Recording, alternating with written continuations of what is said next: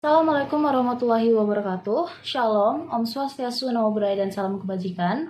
Perkenalkan, kami dari kelompok 2 DS4802 akan mempresentasikan atau mendemonstrasikan hasil project based learning kami mengenai virtual machine dan keamanan sistem jaringan. Nah, untuk kelompok 2 sendiri beranggotakan 4 orang, yaitu saya sendiri, Rutiran Karsa Siombing, yang mendemonstrasikan langkah pertama hingga langkah ketiga. Lalu ada Rukaya Sofia yang akan mendemonstrasikan langkah 4, Dilfa Fasya Najla yang akan mendemonstrasikan langkah 5, dan Nazif Tahtaunillah yang akan mendemonstrasikan langkah 6. Untuk langkah pertama adalah instalasi software virtualisasi. Di sini kami menggunakan Oracle VirtualBox sesuai dengan arahan di modul praktikum sistem operasi. Untuk Oracle VirtualBox ini telah kami download, udah kami install pada pekan kedua praktikum sistem operasi. Untuk pengaturannya, kami mengikuti pengaturan di modul, bisa dilihat di sini di layar. Untuk langkah kedua itu instalasi sistem operasi Linux Ubuntu 24.04 LTS, di mana pada saat instalasi ini membutuhkan waktu yang cukup lama sehingga video demonstrasinya harus kami percepat. Namun bisa dilihat di videonya bahwa kami memilih bahasa Inggris dengan partisi manual. Nama pengguna kami menggunakan nama praktikan, passwordnya praktikan 1234, dan time zone Jakarta. Kami juga telah melakukan sedikit validasi pada terminal untuk menandakan bahwa kami telah selesai menginstal Ubuntu menggunakan uname garis A yang menandakan bahwa kita telah berhasil menginstal Ubuntu dan juga VirtualBox-nya. Langkah ketiga, kami akan menunjukkan demonstrasi manajemen pengguna dan grup. Untuk pertama, kita akan membuat dua user baru, yaitu new user 1 dan new user 2 menggunakan command sudo add user new user 1 dan sudo add user new user 2, di mana masing-masing new user ini akan di input password untuk masing-masing usernya.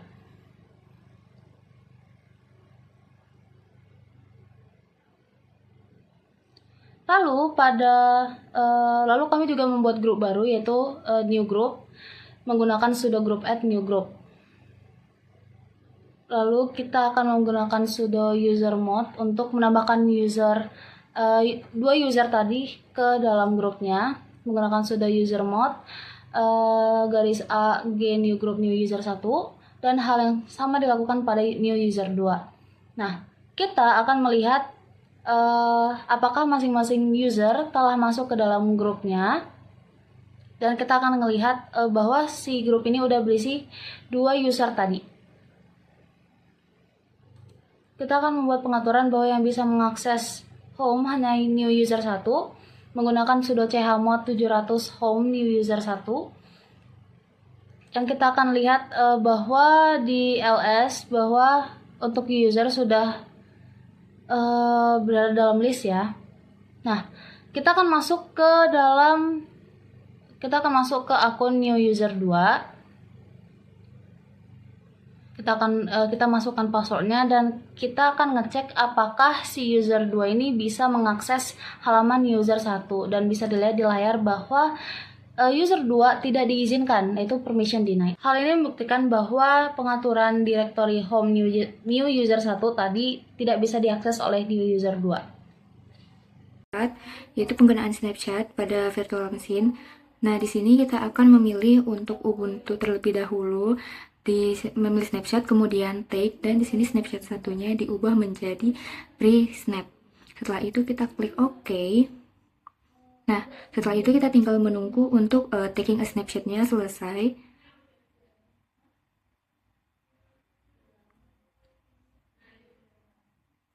Nah, setelah kita menunggu taking a snapshot-nya, itu akan langsung masuk ke bagian Ubuntu di bagian file.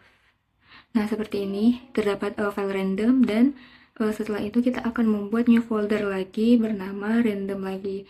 Dapat dilihat. Setelah itu kita klik save dan keluar dari virtual machine Ubuntu-nya untuk kembali ke VirtualBox Manager.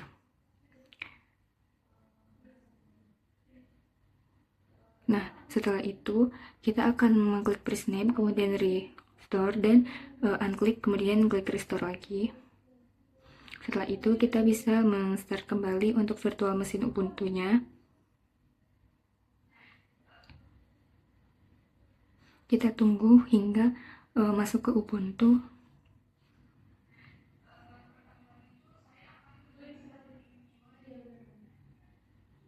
Kita menunggu hingga prosesnya selesai.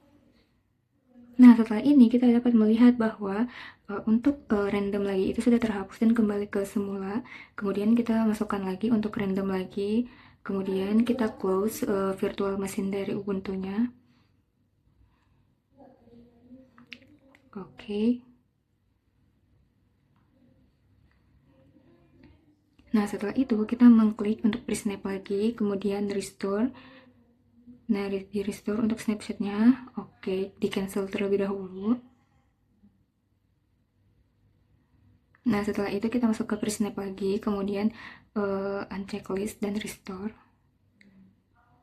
Nah, setelah itu kita akan start lagi untuk virtual mesinnya.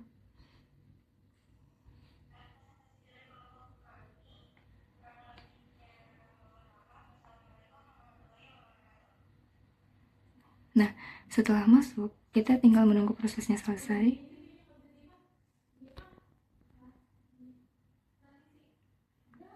Nah, setelah itu kita dapat melihat bahwa di bagian home itu untuk folder random dan random lagi itu sudah terhapus dan telah kembali ke seperti semula.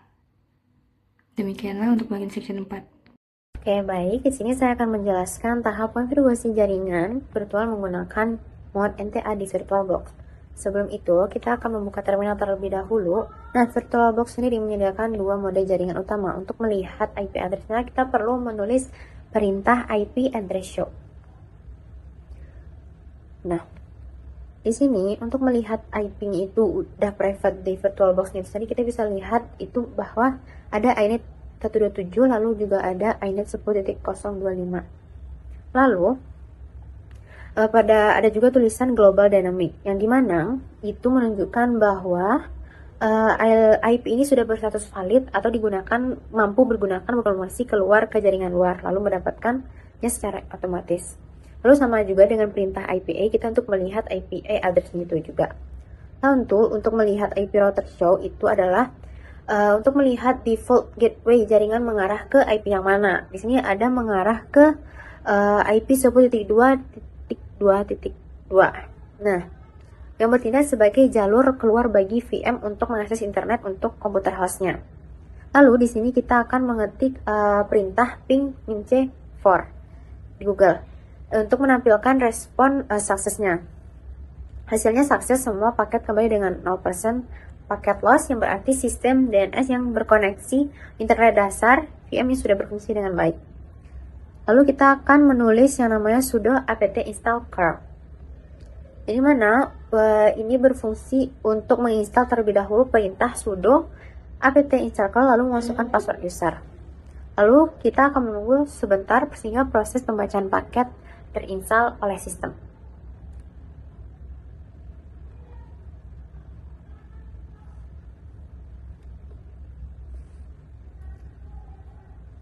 Oke, kita sudah melihat seluruhnya sudah selesai diinstal. Lalu setelah dilakukannya penginstalan, kita akan melakukan perintah curl.i https www.google.com.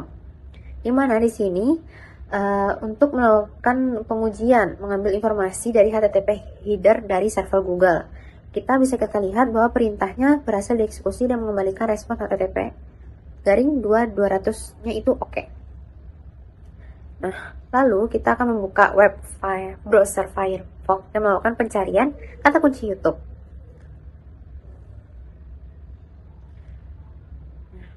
Nah, kita sudah masuk ke dalam YouTube-nya. Ini bagian yang dari Firefox yang ada di VirtualBox-nya. Ini kita akan melakukan perintah nmcli device status. Di sini kita ingin melihat device type, state, dan connection. Itu udah berstatus apa. Nah, di sini kita melihat bahwa state itu sudah connected. Lalu setelah itu kita akan melakukan perintah nmcli connection show. Nah, di sini device yang terhubung dengan connection tadi itu adalah device nnp0s3. Nah, lalu setelah kita melakukan perintah itu, kita akan melakukan perintah yang terakhir, yaitu adalah hostname i.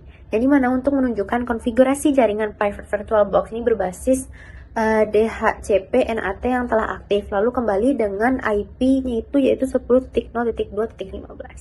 Mungkin sekian penjelasan. Oke, pada sesi ini kami akan menginstal dan mengkonfigurasi UEFI atau Uncomplicated Firewall, yaitu firewall bawaan Ubuntu yang digunakan untuk mengelola aturan keamanan jaringan dengan lebih mudah. Melalui UEFI, kita dapat menentukan layanan apa saja yang boleh diakses dan layanan mana saja yang harus diblokir demi meningkatkan keamanan sistem. Langkah pertama adalah mengaktifkan UEFI sehingga seluruh aturan firewall mulai diterapkan pada sistem. Selain mengaktifkan firewall, kami juga menerapkan kebijakan default berupa menolak seluruh koneksi yang masuk dan mengizinkan koneksi yang keluar. Konfigurasi ini mengikuti prinsip keamanan yang baik karena hanya koneksi yang secara eksplisit itu diizinkan yang dapat mengakses server.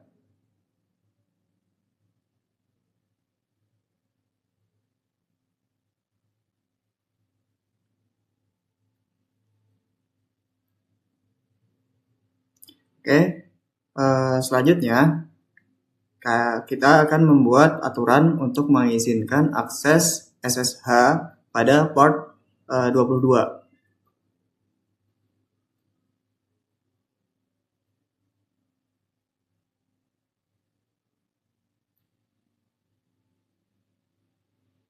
Oke, port 2 harus tetap dibuka agar administrator masih dapat mengakses server secara remote setelah firewall-nya aktif.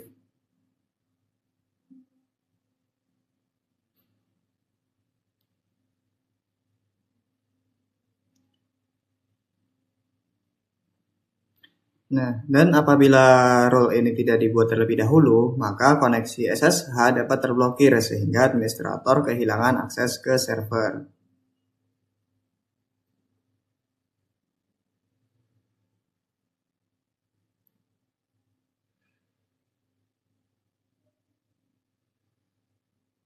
Oke, berikutnya kami membuat aturan untuk memblokir port 80 yang digunakan oleh layanan HTTP.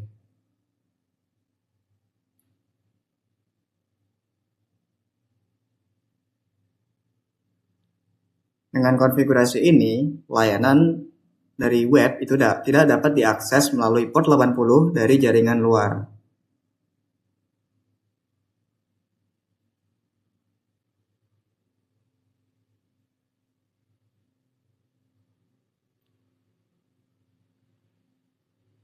Nah, pemblokiran ini itu bertujuan untuk mencegah akses yang tidak sah terhadap layanan yang belum diamankan atau memang tidak perlu dipublikasikan.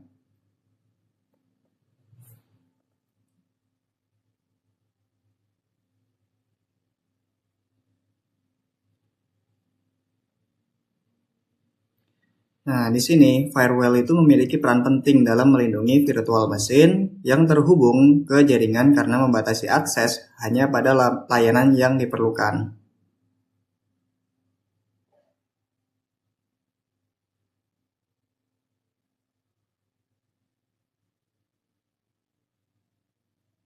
Oke, bisa kita lihat tanpa adanya firewall, seluruh port yang aktif itu berpotensi menjadi celah bagi pihak yang tidak bertanggung jawab untuk melakukan serangan.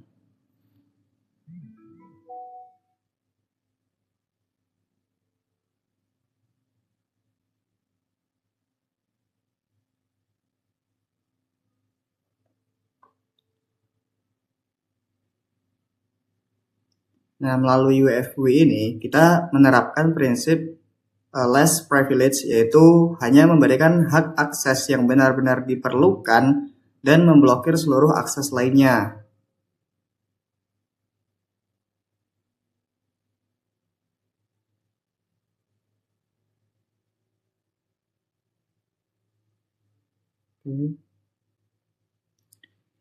Nah, yang terakhir, kita perlu memverifikasi konfigurasi untuk menggunakan perintah UEFI status verbose untuk memastikan seluruh aturan itu telah diterapkan.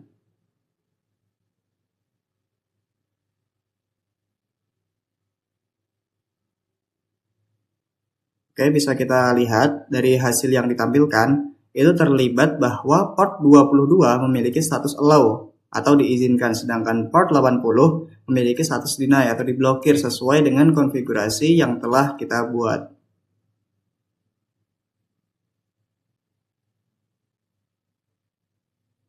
Oke, dengan demikian implementasi firewall menggunakan UFW telah berhasil dilakukan. Konfigurasi ini meningkatkan keamanan sistem dengan hanya mengizinkan akses yang dibutuhkan dan memblokir akses yang tidak diperlukan.